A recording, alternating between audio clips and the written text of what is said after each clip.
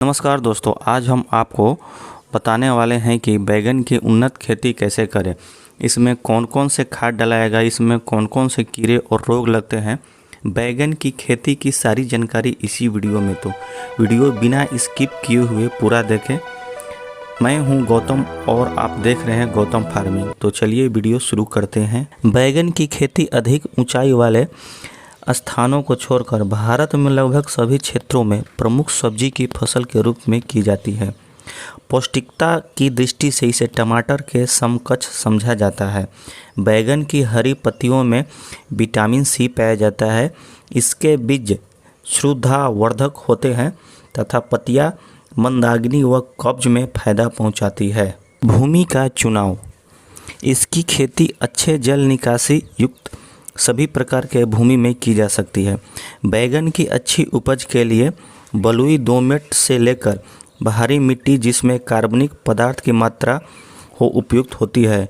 भूमि का पीएच मान 5.5 से 6 के बीच होना चाहिए तथा इसमें सिंचाई का उचित प्रबंध होना चाहिए। जलवायु और मिट्टी। बैगन के लिए औसतन मासिक तापमान 21 डिग्री सेल्सियस से 23 डिग्री सेल्सियस तक अच्छी मानी जाती है। अच्छी जल निकासी वाली कार्बनिक पदार्थ समृद्ध मिट्टी होना जरूरी है। उन्नत किस्में। बैगन में फलों के रंग और पौधों के आकार में बहुत विविधताएं पाई जाती है। मुख्यतः इसका फल बैंगनी, सफ़ेद, हरे, गुलाबी और धारीदार रंग के होते हैं। आकार में विभिन्नता के कारण इसके फल गोल, अंडाकार, लंबे और नाशपाती के आकार के होते हैं। स्थान के अनुसार बैगन के रंग एवं आकार का महत्व अलग अलग देखा गया है। जैसे उत्तरी भारत में बैगन बैंगनी या गुलाबी रंग के अंडाकार बैगन के अधिक महत्व है, जबकि गुजरात में हरे रंग बैगन की अधिक मांग है। गुलाबी रंग के धारी युक्त अंडाकार बैगन देश के मध्य भागों में पसंद किए जाते हैं। उर्वरक आवेदन की अनुशंसित खुराक। प्रमुख पोषक तत्व एनपीके 70 किलो, 60 किलो और 70 किलो प्रति एकड़ नियमित किस्मों के लिए और संकर किस्मों के लिए 100 किलो, 75 किलो और 100 किलोग्राम एनपीके की प्रति एकड़। सिंचाई। बैगन की फसल को बहुत सावधानीपूर्वक सिंचाई की आवश्यकता होती है, जो कि सही समय पर पर्याप्त पानी है। सूखे की अवधि के बाद फलन की अवधि के दौरान अचानक भारी पानी देना फलों के टूटने का कारण हो सकता है। हाल ही बैगन की खेतों को ड्रिप तकनीक से सिंचाई भी की जाती है। प्रत्यारोपण। सिंचाई की उपलब्धता के आधार पर रोपाई छोटे समतल क्यारियों में या उथले खांचों में की जा सकती है।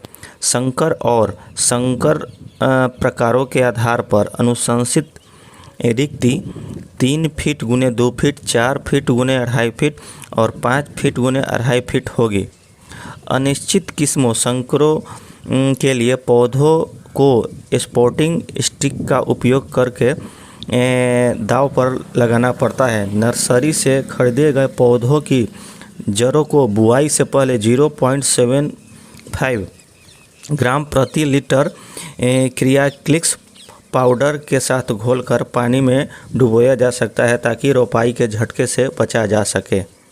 पौध संरक्षण। कीड़े। पहला है सफ़ेद मक्खियाँ। सफ़ेद मक्खियाँ किसान भाई बैगन के पत्ते के नीचे होते हैं और दही टाइप के होते हैं, इसे दहिया मक्खी भी कहते हैं। सफ़ेद मक्खी नियंत्रण के कीटनाशक आप पोगासन या AGAS 1.5 ग्राम प्रति लीटर या एसिटिकामिप्रिड या बुप्रेजिन 15% प्लस एसीफेटान ओडिस इत्यादि का प्रयोग आप कर सकते हैं। और दूसरा है किसान भाई पत्ता खनिक। पत्ता खनिक का प्रबंधन करने के लिए कीटनाशक वेनिविया 2 ml प्रति लीटर रोपाई के 18 से 20 दिनों के उम्र के दौरान और 20 से 22 दिनों में रोपाई के बाद या एबासिन 1 ml प्रति लीटर जो प्लस इकोनिम 1% प्रयोग कर सकते हैं। अगला कीट है चूसने वाले कीट। इसे जैसीडस भी कहते हैं। ये हरे रंग के कीट पत्तियों की निचली सतह से लगकर रस चूसते हैं, जिसके फलस्वरूप पत्तियां पीली पड़ जाती है और पौधे कमज़ोर हो जाते हैं। इसके नियंत्रण हेतु रोपाई के पूर्व पौधों के जड़ों को कॉन्फिडर दवा से 1.25 मिलीलीटर पर लीटर की दर से बने घोल में 2 घंटे तक डुबोएं। और अगला कीट है लीफ फीडर या फ्रूट बेधक भी इसे कहते हैं, तना एवं फल वेधक। यह कीट फसल को काफ़ी नुकसान पहुंचाता है। इसके लार्वा शीर्ष पर पत्ती से जुड़े होने के स्थान पर छेद बनाकर घुस जाते हैं तथा उसे अंदर से खा जाते हैं, जिससे टहनी का विकास रुक जाता है। बाद में आगे का भाग मुरझाकर सूख जाता है। फल आने पर पिल्लू इसके छेद या गुदे को बीज को खा जाते हैं। इसकी रोकथाम हेतु सांकेतिक कीट प्रबंधन उपाय कारगर पाए गए हैं। इससे प्रभावी शाखाओं को कीट सहित तोड़कर नष्ट कर दें। फसल में फेरोमोन पास लगाकर इस कीट के प्रबंधन को कम किया जा सकता है। फलों पर कीट का प्रकोप दिखाई देने पर नीम के बीज के रस का 4% की दर से घोल बनाकर 15 दिन के अंतराल पर फसल पे छिड़कें।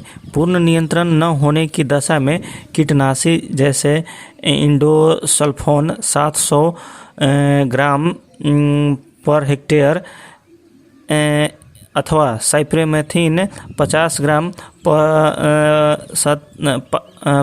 ग्राम पर हेक्टेयर की दर से उसे स्प्रे करें। और अगला है रेड स्पाइडर माइट्स की प्रबंधन के लिए कीटनाशी जो स्क्रीन पर आपको लिखा हुआ है किसान भाई, आप इसे यूज कर सकते हैं। और अगला है किसान भाई रूट नोड नेमाटोड।